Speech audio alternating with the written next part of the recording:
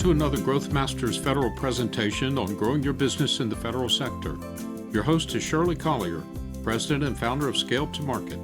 Scale to Market helps businesses think, plan, collaborate, and build market value by developing and executing customized, data-driven business development playbooks, building efficient information systems, and creating high-performing BD teams. Enterprise Resource Planning, or ERP, is the holy grail of integrated business systems, and no one questions the advantages such a solution can bring to a company's ability to increase efficiency, manage costs, and compete effectively. But six-figure price tags, high-dollar consultants, and months-long implementations are far out of reach to most small contractors. The fact remains, however, that every day you put off implementing an integrated system and continue to run your business on spreadsheets and disparate back-office software, you place another brick in a wall that will, at some point, stand across your path to growth and success. Shirley's guest today knows the issues and has a solution to offer. Ron Lewis, founder and CEO of AtWork Systems, brings decades of experience in the corporate and GovCon worlds to the challenge of deploying an affordable, effective ERP solution for small to mid-sized government contractors. Shirley has the tough questions and Ron has the answers in this comprehensive discussion about turning your growing GovCon business into a finely tuned profit machine. Enjoy the conversation.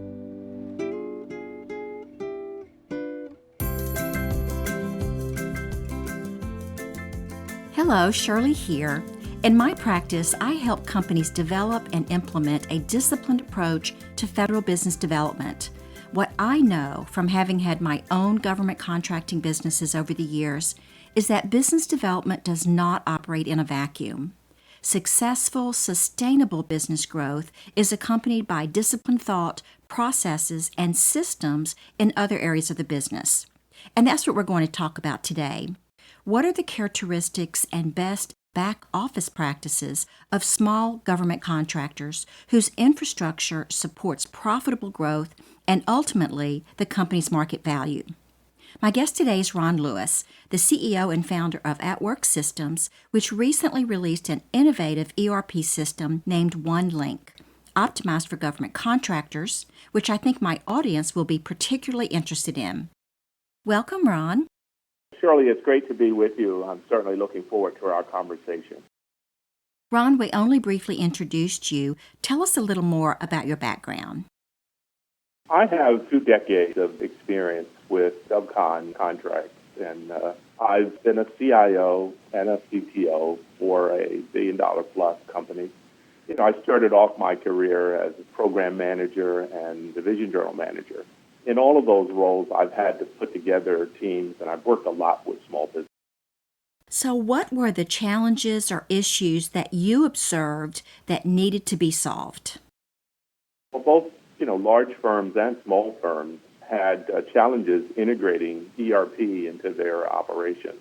Many of the systems that are out there on the market today were way too difficult to implement and way too resource intensive, especially for the small businesses.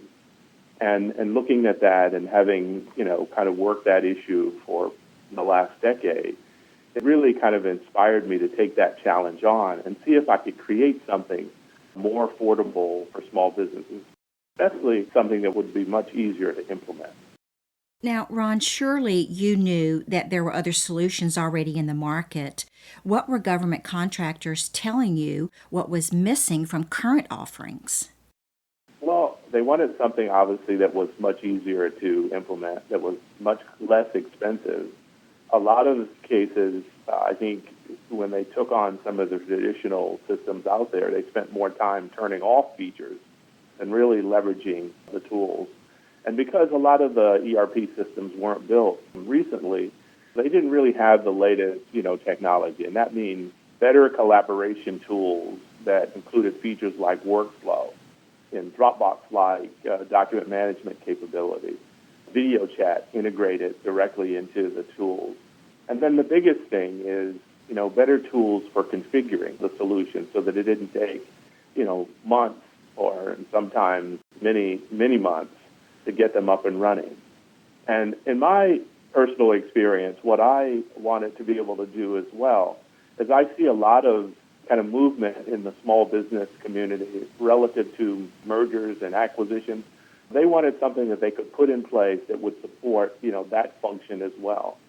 And the existing systems just were not well engineered to be able to support those types of functions. So elaborate on that some, Ron. What specific capabilities should small businesses seek in back office systems to help run a growing federal contracting business? Well, I think the first thing is the reality that the workforce of today and the way people operate is very different. Mobile has to be a key part of any ERP system. People want to work anytime and anywhere. The gig economy is something that's gaining quite a bit of traction as well.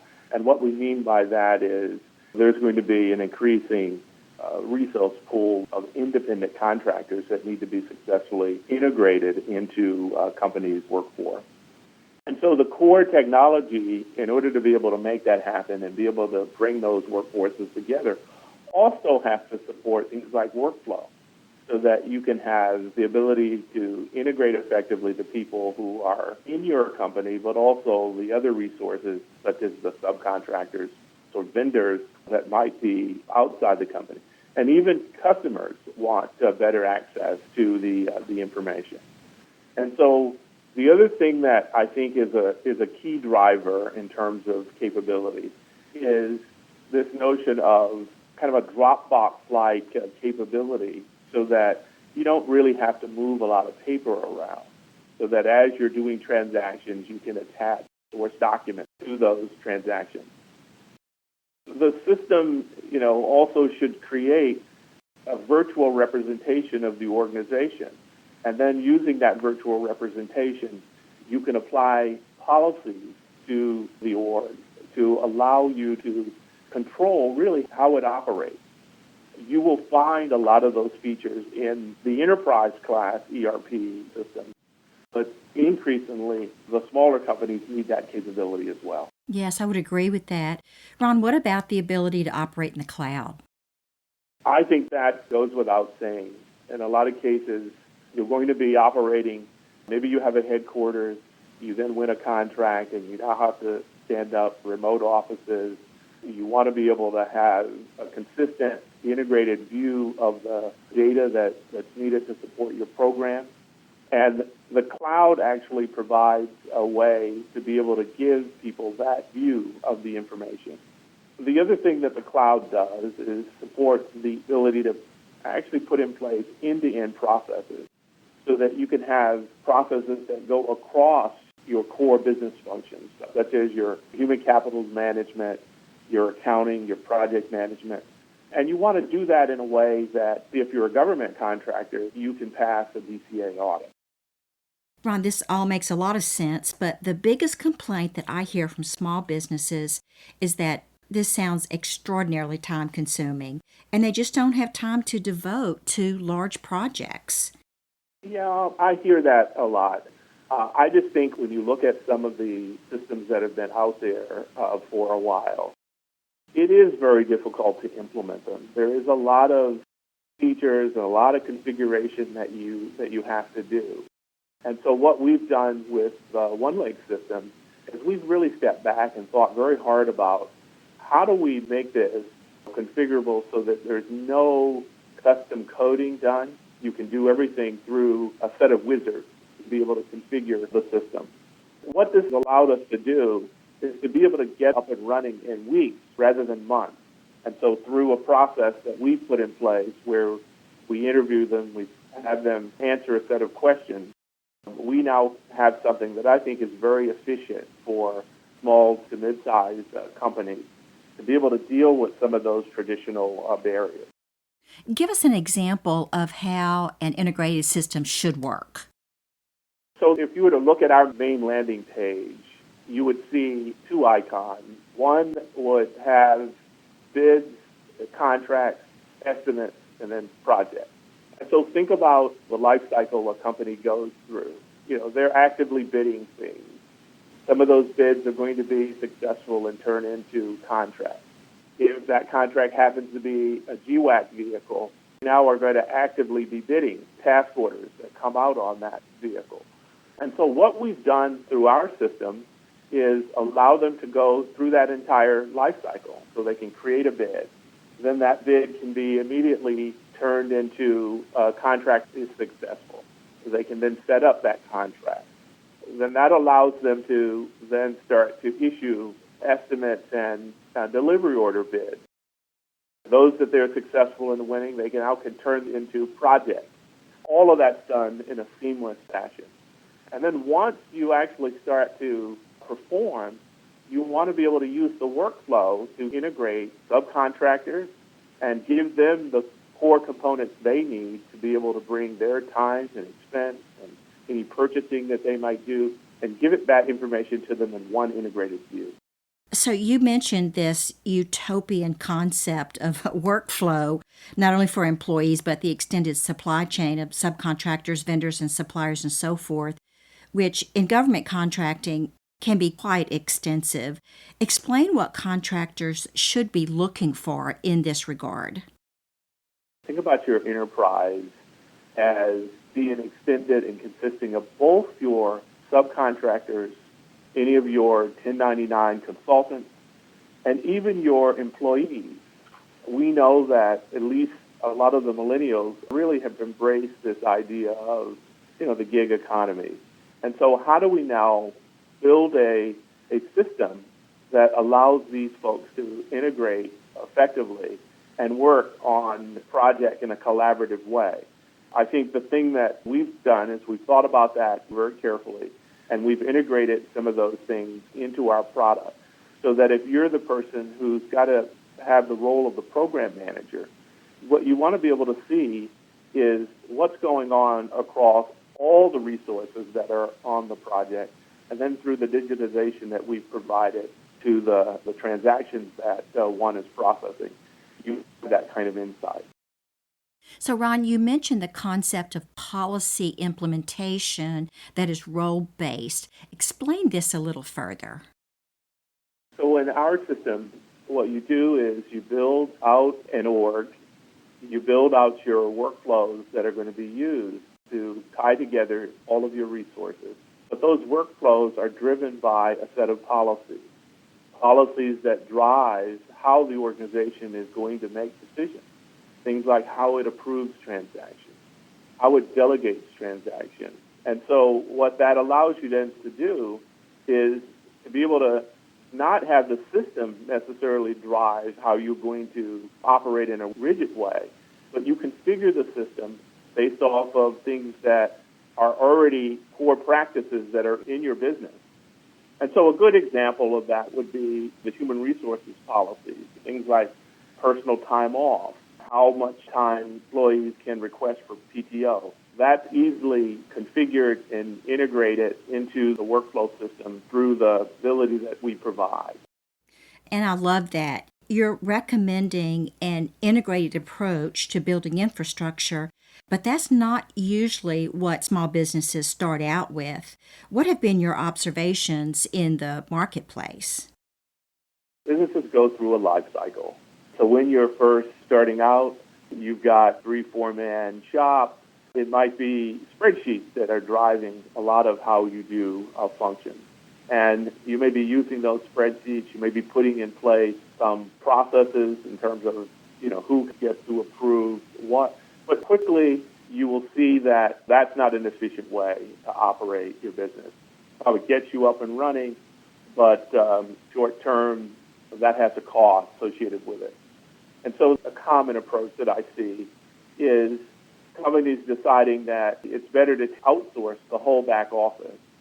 And so they're handing everything over to an accounting or human resources firm or their specialty management firm who leverage their expertise.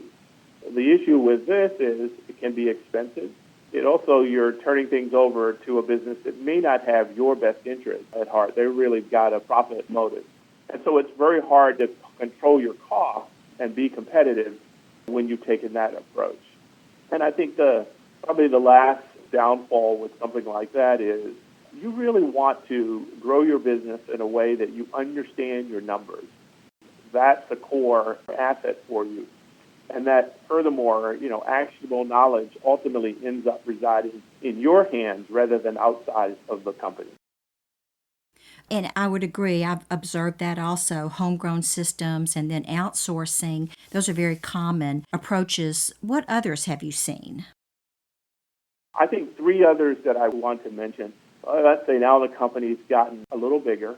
They're now starting to really look at specialized functions. Maybe they need specialized functions for program management or contract management. Obviously, if they're going to be government contractors, there are certain cost accounting requirements that they have to meet. And so what they do in addressing those is they go out and buy software that address those functions individually with a limited focus on the other functions. And what that does is it creates silos that make it difficult to readily flow data from one system or one function into another. And so you might have a situation where the accounting package or the expense management package doesn't really talk that well to the project management package. And that can create issues over time. The other thing that I've seen is, okay, we have a firm that is got some IT capability, and so they decide to build a tailor-made system. That can be expensive. It can be hard to maintain. And one of the other drawbacks is it can only be as good as the people who implement it. And we live in an environment where requirements are changing fairly rapidly. And so there's a significant cost, both in terms of the cost to implement, but also the opportunity cost, because in a lot of cases, that's not the company's core business. The third example that I wanted to talk about is your traditional ERP system. Obviously, there are lots of products on the market that were enterprise class. The issue with those in a small business is they become very expensive to implement in the millions of tens of millions of dollars. And so they become out of reach for a small business. Now, what you've seen in the last 3 or 4 years is some of those enterprise companies realizing that that's a growth market. And so what they've done is they've scaled down or made an entry-level package. But what they've not done is really rewired the internals of their system. And so what you have is a configuration nightmare. And so that price that they gave you maybe to implement that system, when you start to read the fine print, goes up over time.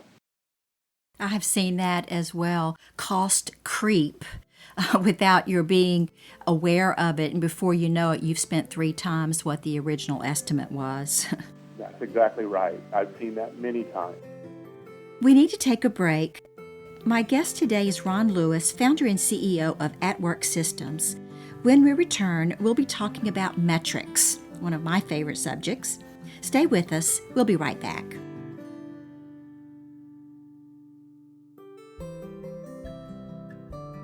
Today's discussion is brought to you by Scale to Market, and your host is Shirley Collier. Utilizing the proprietary Davy Business Development Growth Framework, Scale to Market partners with business owners and executives to increase their company's value by achieving profitable and sustainable growth in the federal marketplace. Email Shirley at scollier@scaletomarket.com to obtain your copy of the Davy Growth Framework. Growthmasters Federal is a nationwide community of growth-oriented government contractors, their owners and executive teams, and the professionals who support them. The mission is to share experiences and discuss timely topics on managing and growing your GovCon business, with an emphasis on implementing effective business development systems and practices in the complex, highly regulated but opportunity-rich federal marketplace. Shirley's guest today is Ron Lewis, founder and CEO of AtWork Systems and the architect of OneLink, an affordable, modern ERP system that leverages the latest cloud-based technologies, recognizes the mobile workforce, embraces the gig economy, and puts advanced business management tools within reach of growing GovCon businesses.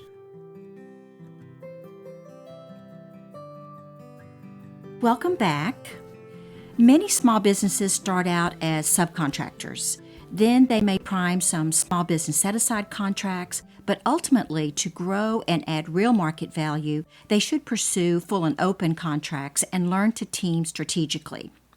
This is when they're starting to pivot their companies and building infrastructure, which is critically important. Don't you agree?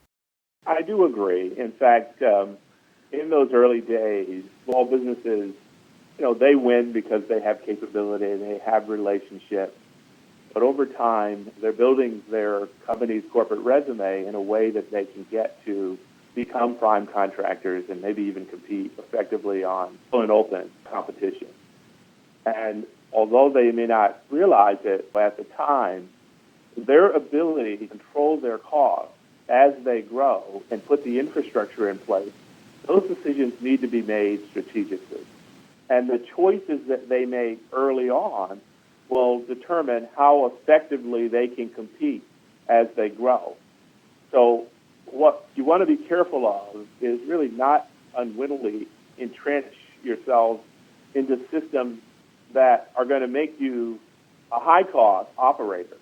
And that means staying away from systems that require a lot of manual processes or require rekeying of data, because all of those things require adding more people, which drives your overhead in the wrong direction.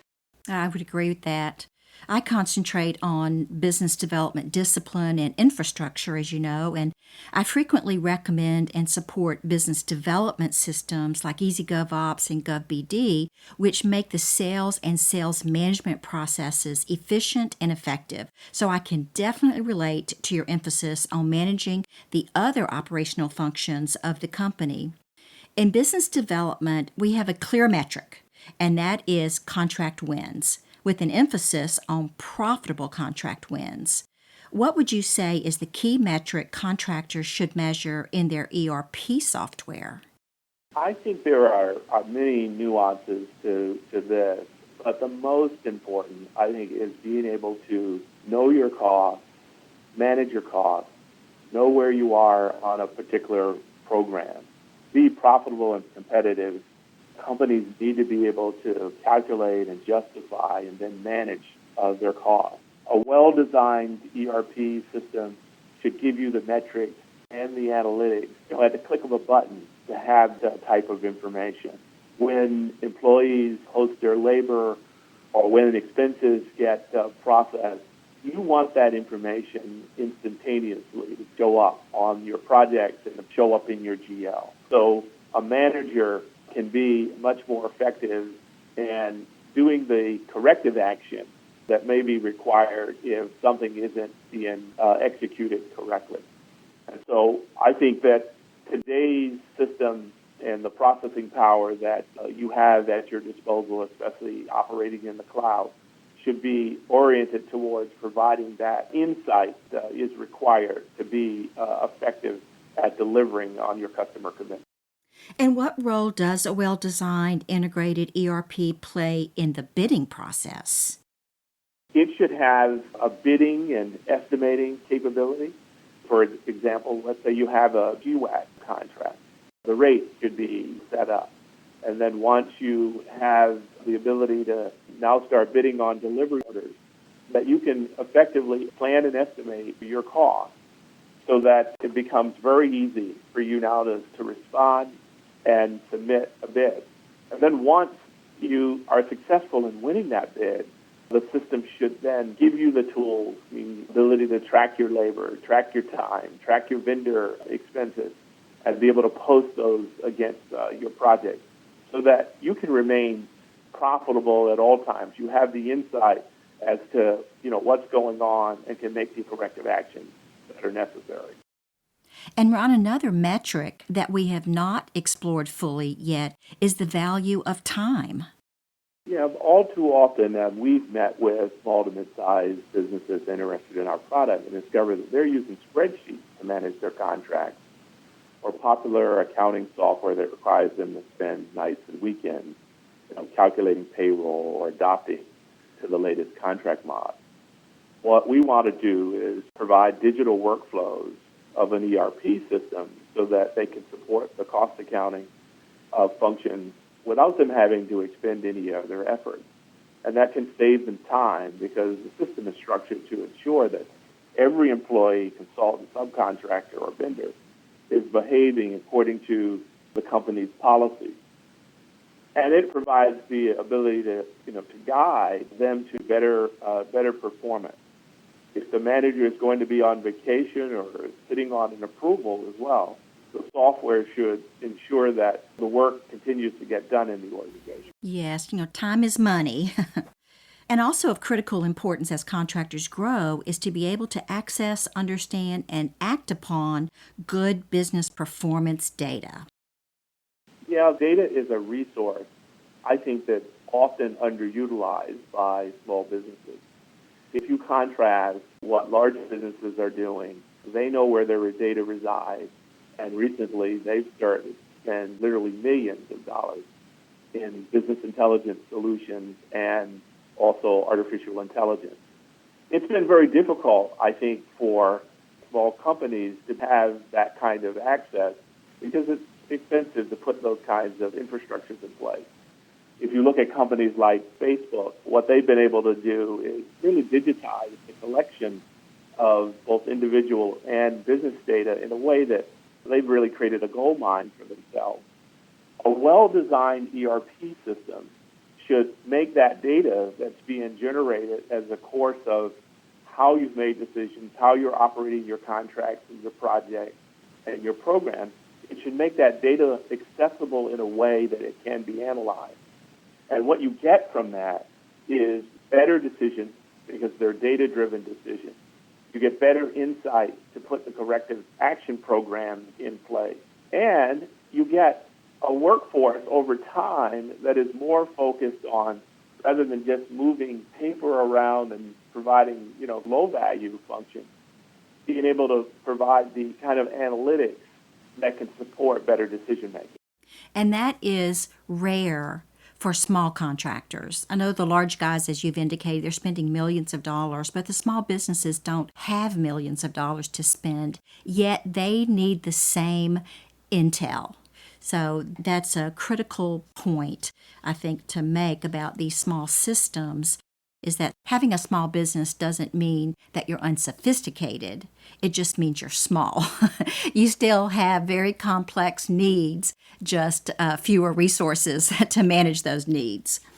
Yeah, and so if you think about, again, I go back to the Facebook example, they have, through the UIs that they provide and the social aspect, been able to motivate people to give them the data. And so the analogy on the small business side is being able to digitize the back office so that as we're standing up contracts and we're standing up projects, we're also digitizing the things that happen. And then we're using that information and storing it in such a way that it can support this analysis so that it becomes a natural byproduct so that we don't have to incur more costs to be able to get it in a form where we can analyze it. What about government audits and compliance issues, which are the bane of our existence as government contractors? What are the critical features contractors should seek to help out with those responsibilities? Let me talk for a minute about a misconception that I often hear. I will get asked, is your software DCAA compliant?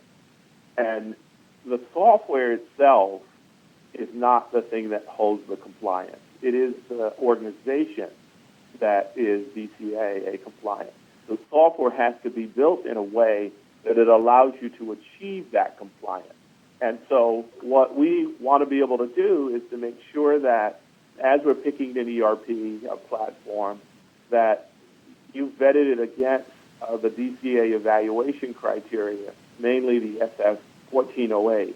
The software should be able to properly segregate costs, both from the standpoint of direct, indirect, and unallowable. And it should provide the financial information without you doing a whole lot of work or spreadsheet gymnastics in such a way that it can justify your price.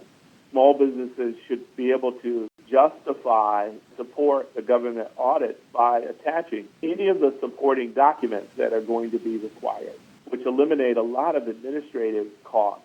So when I walk into small businesses, I'll see file cabinets full of paper, invoices, other documents. what we want to do is move away from that paradigm, be able to get that information directly attached to the source, financial information, so that then supports that audit. Absolutely. And that saves so much time and headaches if that can be accomplished. What other compliance areas should be addressed? There's two that I like to mention. One is cybersecurity. As you know, this is an area that has gotten a lot of attention lately. If you were to put a server out on the internet, you would find that it would only be kind of a matter of minutes before people would be probing it to see what kind of information that it holds. And so the government is aware of that. And so what they have done is they've published a new an emerging security standard, the NIST 800-171.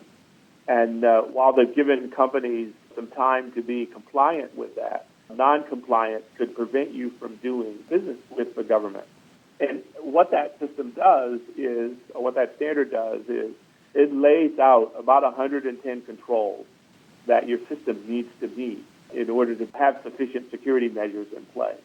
And so your ERP system has to meet those requirements. The second area that's often kind of overlooked by small business is the Service Contract Act. The government has set aside about $10 billion a year for contracts that have what's called the Service Contract Act clause on them. And what that does is it basically provides the ability to allow small businesses to compete for work where they have hourly employees. And what they're doing is they're saying, when you have contracts that have those kinds of employees, we're going to define some of the conditions in terms of what the minimum wage should be that you pay those employees. Also, what kind of benefits and fringe packages you have to provide. And so if you get one of those contracts, you have to make sure that you set your company up, you set your benefit policies up, you set your payroll policies up, you set your PTO policies up in a way that you can be compliant. Yes, and that can be a nightmare, an absolute nightmare if you're trying to do that manually. That's right. In this area, you almost have to have systems. It's almost impossible to do this manually. Yes. Ron, as we wrap up our discussion, one of the reasons you're so knowledgeable about the features of a well-designed ERP system for small government contractors is because of the work that you've been doing at AtWork Systems. You've been very good about not making this a sales pitch, but I want to give you an opportunity to tell our audience a little bit more about OneLink, your premier product. Yeah, we've been building OneLink for over 2 years. My team has many years of experience in the GovCon space and working with small businesses. OneLink really embodies decades of experience from this founding team, as well as the insight of numerous subject matter experts, both accounting, contracts, project management experts who have experience in the GovCon space as well. I think simply put, OneLink will disrupt the market by changing the way a company operating model works to allow them to basically control the cost and control growth so that you have a very cost-efficient back office. What that ultimately is going to do is make you a better competitor and allow you to win more. So what final advice do you have for small businesses who participate in the GovCon market? Don't overlook the importance of having a system that allows you to become a cost-effective operator. In the beginning, you're going to win because you have, relationships. You have maybe a unique capability. Eventually, you'll take on a prime contract. You'll be competing with other companies. Costs will be an important component. You're also going to be building a network of experts who have expertise that you need in order to deliver. You will have to integrate those experts effectively into your delivery system as well. You want to be able to work with large primes. Those primes will raise the bar on what they ask from you.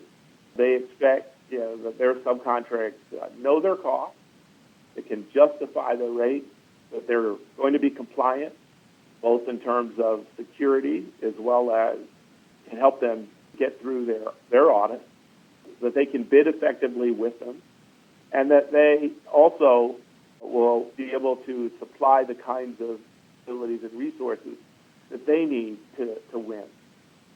You can't afford, in this type of environment, to be operating in spreadsheets or standalone applications. Your operating system, your ERP system has to support your ability to do this. I would agree with that 100%. And I know from working with a lot of small businesses that desire to grow that it's painful. It is very painful. So any kind of tools or resources that you can find that help to reduce that pain is going to be very important. So Ron, thank you so much for sharing your expertise today on this important topic. Thank you. Certainly, it's been a pleasure. Folks, if you want to get in touch with Ron and his team at AtWork, they can be reached at www.atworksys.com or 571-376-5153. Or you can get in touch with us here at Scale to Market, and we'll make sure you're connected. This is Shirley Collier, President of Scale to Market and host of the Growth Masters Federal Podcast, signing off for now.